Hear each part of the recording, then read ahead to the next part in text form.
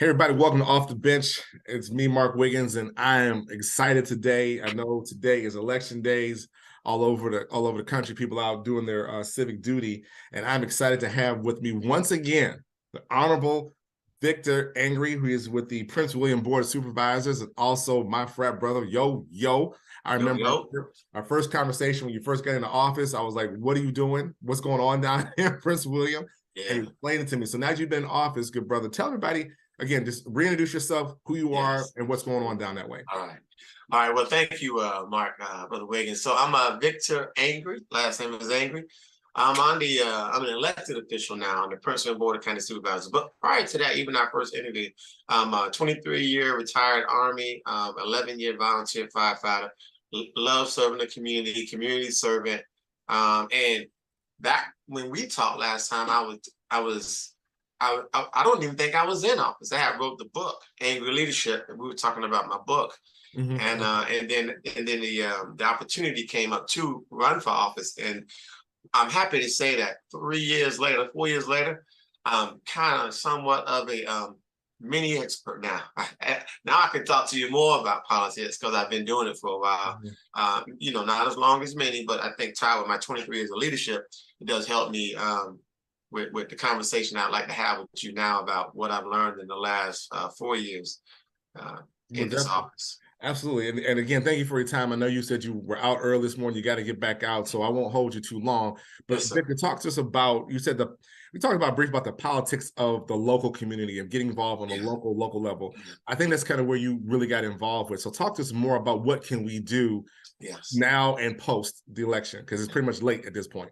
Yeah. And so this is I think it's a great time to talk about this because, and I'm going to start here, regardless of what party you represent, Democrat or Republican. So, I'm a Democrat, I'm going to say that, but I'm going to open this up to regardless of your party affiliation.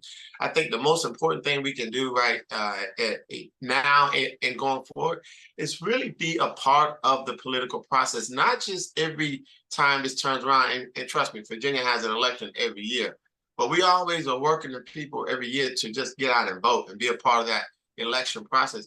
But it's so much more. The other 300 days of the year, and really all 365, you should be involved in the community, the decisions that we are making in the community level.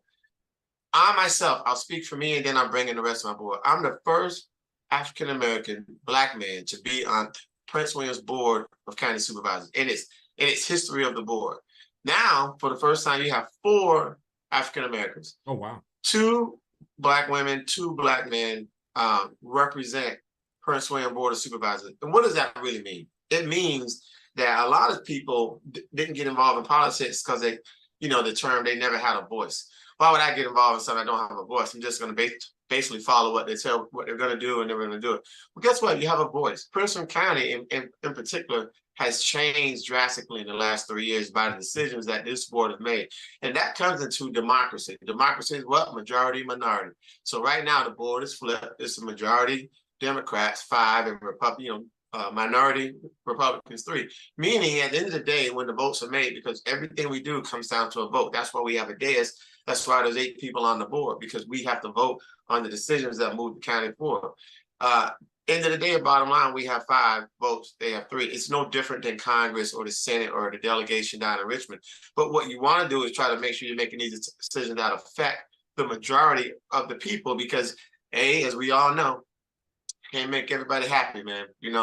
That's just reality. You're never gonna make everybody happy, but you got to find a majority to make a decision that's hopefully these positions will benefit the whole. And that's why I've been good at that, because I've done that on my entire military career, where you got to make these tough decisions, but you're looking at, is it best for the interest of everyone and not just for a few? That's interesting. And it wasn't until probably a few years ago out here in Loudoun County, Loudoun County where we used to live, with Phyllis Randall, became the go-to goat out here. And she began to really reach out into community, and her being Greek, but she was there. Even the people who didn't thought they like her now love her, because what I didn't know about the Board of Supervisors is that they actually control the revenues that come through. And all these data centers are dropping up. We are now Silicon Valley East over here in Loudoun County. and all that stuff coming through. So, which is probably dribbling down to your direction as well, because we sit right next, you know, geographically, we're right next to each other. So, tell us more about that, Victor, because people don't get the control that really lies with the Board of Supervisors. Yes. Let me just say this before I get into that. The GOAT has expanded regionally, because Phyllis Randall is my mentor, man, and she is a fierce person to deal with, and she always gives me great insight when when the pressures start mounting up, because everybody's coming after you. But let's talk about that revenue. So this board and any other board, any other locality, basically controls your dollars. So all your taxes, when you see them, are controlled by the decisions we make on the board. So we're talking about residential taxes and a commercial tax, and that's what generates the fund overall for our general fund, which is the budget we have, the funds that we have to do the work of the people, the libraries, the police department, the fire department, all your community services, crisis stabilization, mental health, you know, even trash, our the landfill, you know, all of this stuff is funded. Oh, the animal shelter, we can go on, you know, all that is funded through local government, and it's paid for, you know, by some way, which is, in this county, Prince William has always been on residential taxes.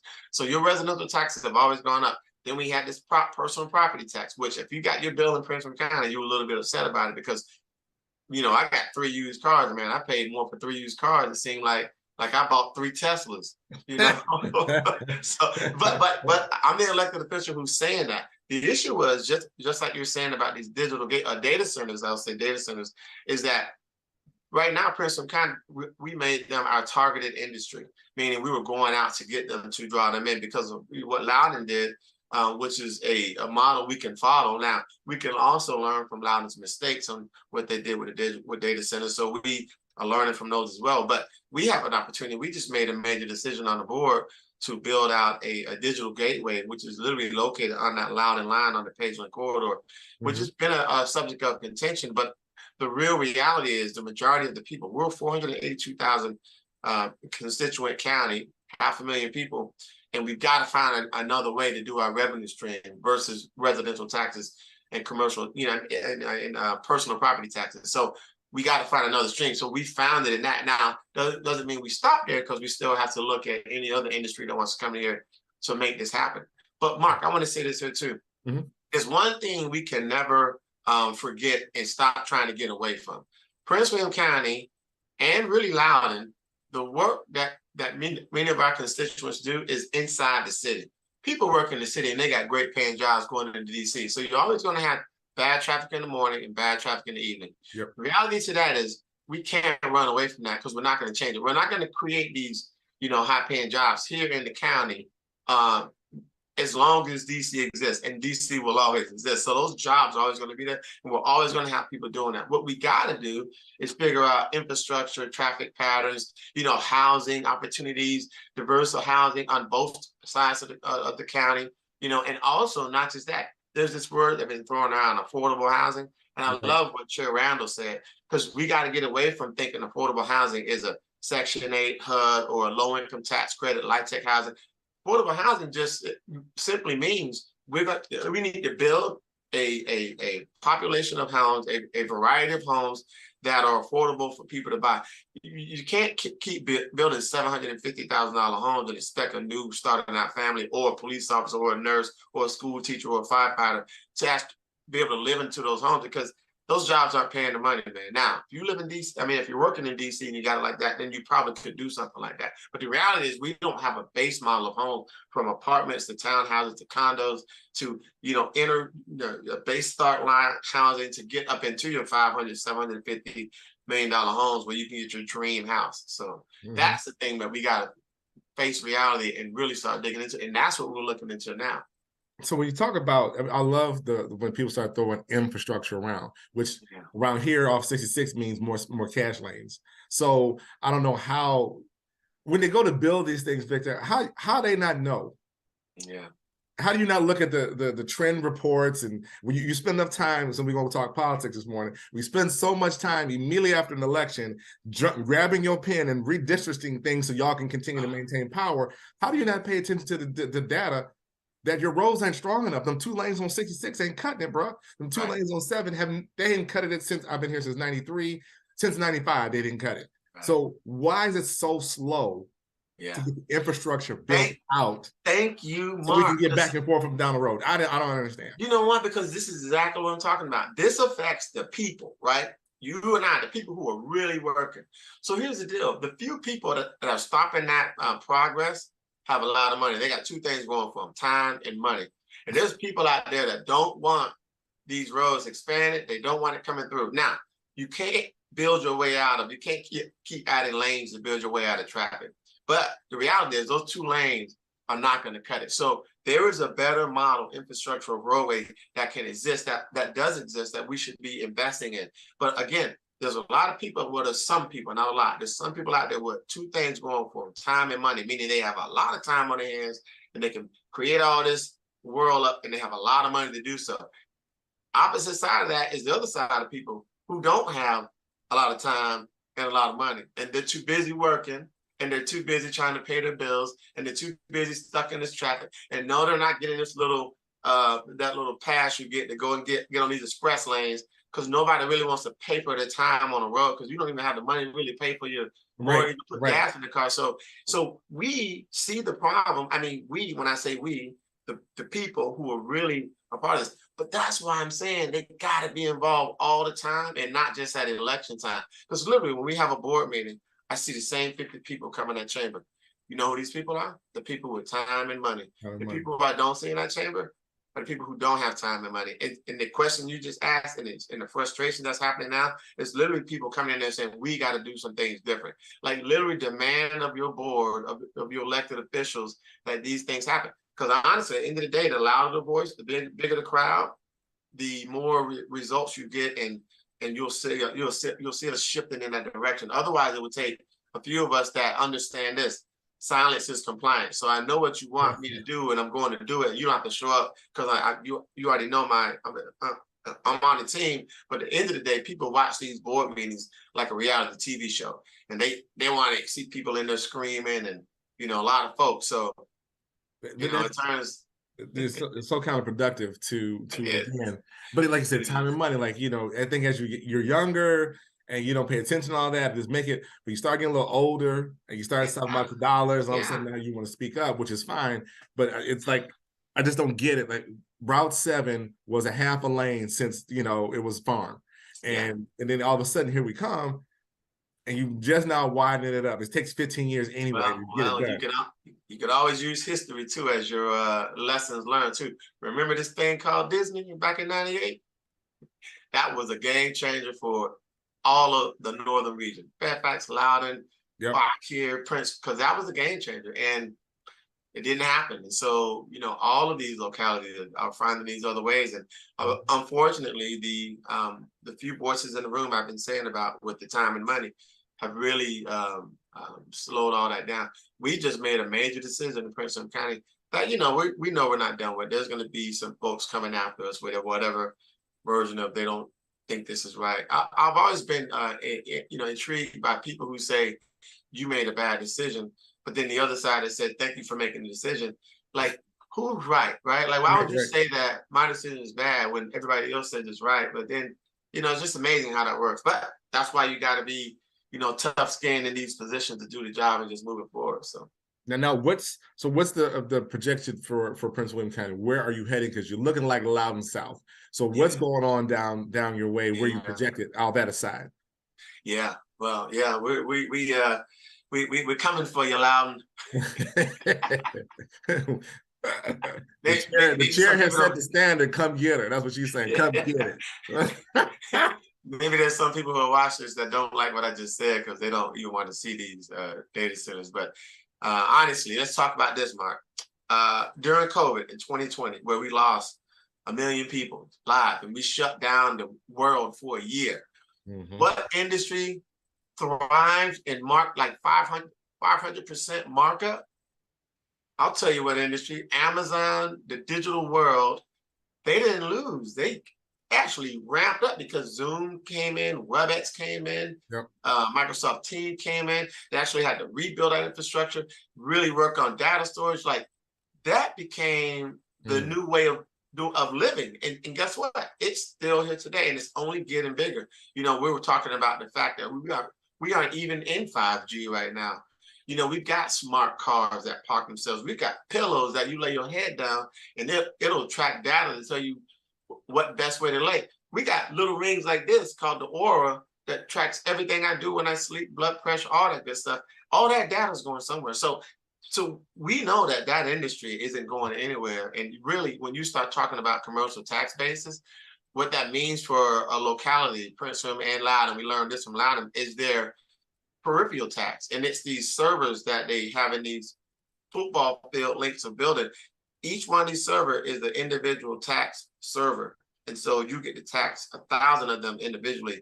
Ours is set not as high as Loudoun is right now, but, you know, we'll be working in some ways of increasing that and get it to a balance where it makes sense. But all of that is revenue, and all of that is general fund, you know. And right now that market is going nowhere.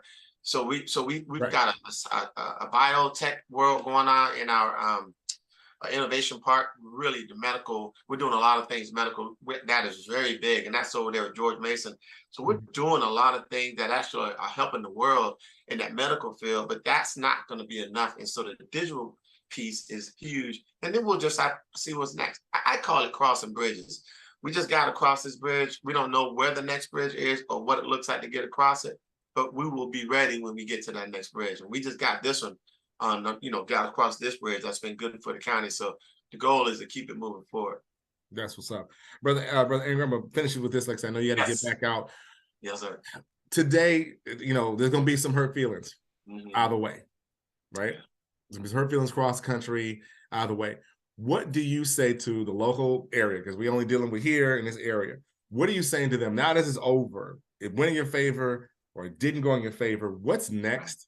What do we do next? Yeah, well, you get involved, and you get involved more than an election seat, more than voting. You get involved by coming down. We meet every Tuesday for the most part. Just in Tuesday, we have every Tuesday at 2 p.m. and then another public session at 7:30 p.m. You should be in these board chambers, A, first of all, to learn what we do, and then B, find out if there's something that's so important to you that you need to address. I'm talking, Mark, I do everything in the community. If the neighbor's tree falls in your yard and y'all get in a dispute, you're probably going to call my office for me to come out there and work out that dispute. Somebody speeding in your neighborhood, the loud mufflers, you want a speed bump, you got a street light out, you got a pedestrian struck. All that stuff comes to my office. And most people don't even know that they can actually call. I was running down my sidewalk and noticed the neighbor's sidewalk is buckled because the tree grew through it. So I took a picture of it, sent it over to my VDOT rep, well, actually to my staff, and they took care of it from there to send to the VDOT. And guess what? They just fixed that sidewalk yesterday. You know, a kid could easily trip over that sidewalk, probably has already, but I just saw it because A, I know the process. The thing is, people should know the processes and know these things that really they have opportunity for. So I will say this here, after this election, when it all settles, A, we have to understand that's leadership. So whatever direction we go from here, you can't keep all of this, Democrat did it, Republican did it. I understand it's crazy because all we do is back and forth. We just pull one way and pull the other way, pull one way, pull the other way. Find your balance in there, find your sanity in there, and then come out and be a part of this process. And I won't say what everybody says to me, elections have consequences. Listen, okay, folks, we know that. Elections do have consequences. The best we can do as a society, as a community, is work with what we got, the ebb and flows of it all. And that's the thing. We can play a better role in that because it doesn't matter who's in office. What you just said about Route 7 and 66 and 2-lane roads and everything that's been there since the 90s, the louder the voice that comes out that says, look, no, we're the ones driving these roads. Just because people say they don't want to hear the traffic or they don't want, you know, their tree cut down because this is their view shed, that doesn't cut it when they're not the ones on the road, you know, trying to get home to their family, trying to provide for the family. Be a part of the process.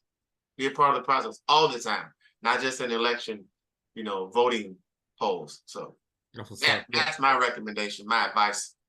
Oh, appreciate it. Yeah, because there's Georgetown Pike. There's a reason why Georgetown Pike is not any wider. Not like they can't take the land, but your doggone that money back there so old and thick, you can forget it. It'll never change. But It Victor, is. thank you for taking time today, and good Yes, luck to sir. you down in Prince William, and we'll be tracking you. And as always, brother, finding pie and achievement is always in every field of human endeavor, and you are actually living that. We appreciate you. I appreciate that. Thank you, All right. sir. Talk to you later. All right. All right.